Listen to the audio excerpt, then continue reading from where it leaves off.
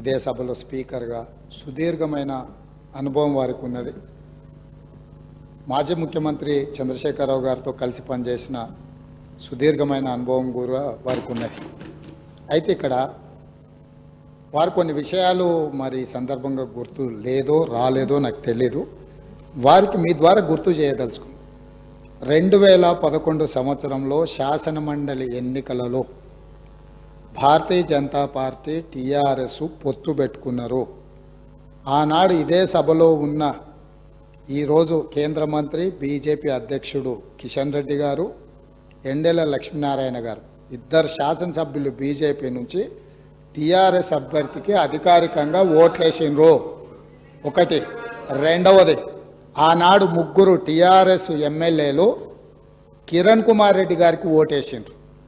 ఆ ముగ్గురు ఎవరే అంటే ఏనుగు రవీందర్ రెడ్డి గారు, కావేటి సమ్మయ్య గారు, కల్వకుంట్ల విద్యాసాగర్ రావు గారు.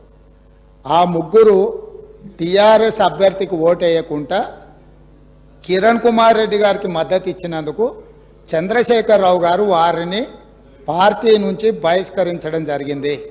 ఆ సందర్భంగా ఎమ్మెల్యేలు ఏం చెప్పిండ్రంటే, అయ్యా మీ అల్లుడు గారే మమ్మల్ని ఇక్కడ ఓటేయమని చెప్తే మేము పోయి అక్కడ ఓటేసినాము, ఓటేయమన్నా మీ అల్లుడినేమో ఇంట్లో పెట్టుకున్నావు, మమ్మల్ని పార్టీ నుంచి ఎట్లా బహిష్కరిస్తామని వాళ్ళు మాట్లాడడంతో తిరిగి 2014లో వారికి టికెట్లు ఇవ్వడం జరిగింది. నెంబర్ 1.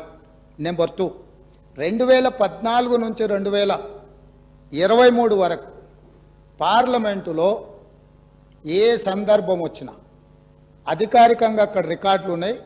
కావాలంటే వారి పెద్దలు పోచారం శ్రీనివాసరెడ్డి గారు, నామ నాగేశ్వరరావు గారికో లేకపోతే కేశవరావు గారికో వారు అడిగితే ఎన్ని బిల్లులు వచ్చినప్పుడు లోక్సభలో కానీ రాజ్యసభలో కానీ వారు ఎవరి పక్షాన నిలబడి ఎవరికి మద్దతు పలికినరో అక్కడ సజీవంగా సాక్ష్యాలు ఉంటాయి.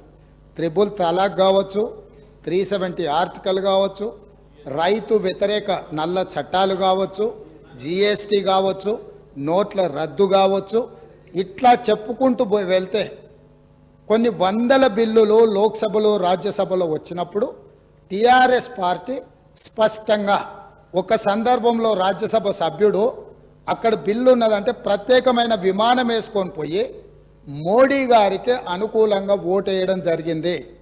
Bharatiya Janata party, BRS, BJP ఒకే రకమైన ఆలోచన విధానంతో గత 10 సంవత్సరాలు ప్రభుత్వాలను కలిసి నడుపుకున్నారు. వాళ్ళిద్దరు కలిసి చర్చించుకున్నారు.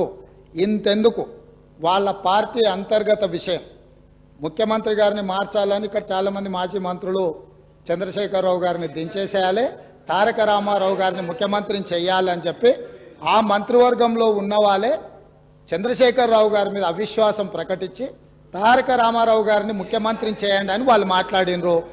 వాళ్ళందరూ ఒత్తిడి తట్టుకోలేక చంద్రశేఖరరావు గారు వెళ్ళి నరేంద్ర మోడీ ప్రధానమంత్రిని కలిసి నేను అక్కడి నుంచి మా వాళ్ళు తప్పుకోమంటుండ్రు, తప్పుకుంటా తారక రామారావు గారిని తెలంగాణ రాష్ట్రానికి ముఖ్యమంత్రిని చేస్తా, మీరు నాకు అనుమతి ఇవ్వమని అడిగినరని, నేను వారసత్వ రాజకీయాలు లేకపోతే రాచరికాలను నేను సమర్థించను, నేను వ్యతిరేకిస్తున్నా, అది ఎలా సాధ్యమో అని నేను చంద్రశేఖరరావును నిలదీసినని భారత ప్రధానమంత్రి తెలంగాణ రాష్ట్రానికి వచ్చినప్పుడు స్పష్టంగా ప్రకటన చేసిండు.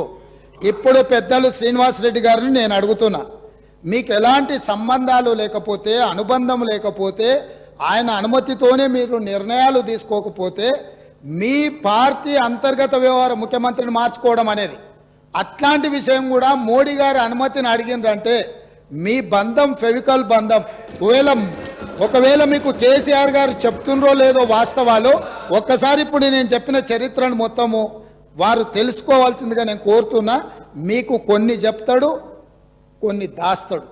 కాబట్టి దాసినై మీకు ఒకవేళ ఎప్పుడైనా అనుమానం వస్తే మీరు ఎప్పుడైనా నన్ను అడగొచ్చు, స్వేచ్ఛగా వచ్చి కలవచ్చు. మిగతా వివరాలన్నీ కూడా నేను మీ దృష్టికి తీసుకొస్తాను.